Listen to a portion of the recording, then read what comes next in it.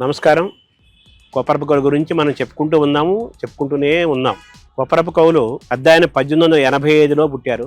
రెండో ఆయన 1887లో జన్మించారు. సుబ్బరాయ కవి గారు 1885, రెండో ఆయన రమణయ్య గారు 1887. ఒకరు 46 ఏళ్ళు జీవించారు, ఒకరు 50 ఏళ్ళు చిల్లర మాత్రమే జీవించారు. అయితే వాళ్ళిద్దరూ కలిపి దాదాపు 30 ఏళ్ల పాటు జంటగా అవధానాలు చేశారు, ఆచుగా ప్రబంధాలు నిర్మించారు, ఎన్నో సభలు చేశారు.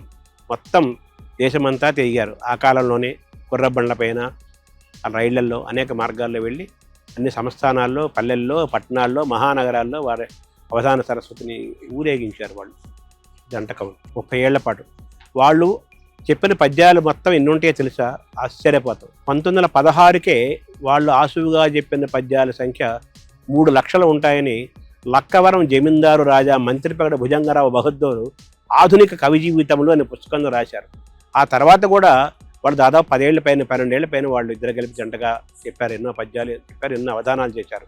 అవన్నీ మొత్తం టోటల్ చేస్తే కొప్పరపు కవులు చెప్పిన పద్యాలు 5 లక్షలకు పైగా ఉంటాయి. 5 లక్షలకు పైగా కొప్పరపు కవుల పద్యాలు ఉంటాయి. అంటే చూడండి, మనకు కొన్ని వేరే దొరికాయి, అయినప్పటికీ కూడా లక్షల పద్యాలు ఈ ఆకాశంలో గాల్లో ఉన్నాయి.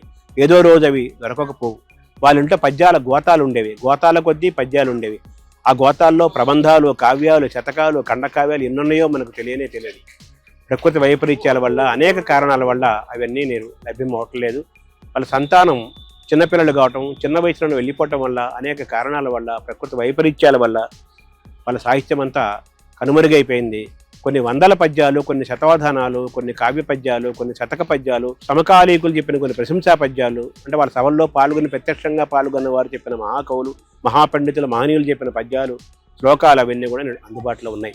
గంగిగోవు పాలు గరటైను చాలన్నట్టుగా ఆ సాహిత్యాన్ని మనం గ్రోలుదాం, ఆ గంగలో మనం మునుగుదాం, ఆ పవిత్రమైన ఆ రసస్నాతగా మనం మిగులుదాం.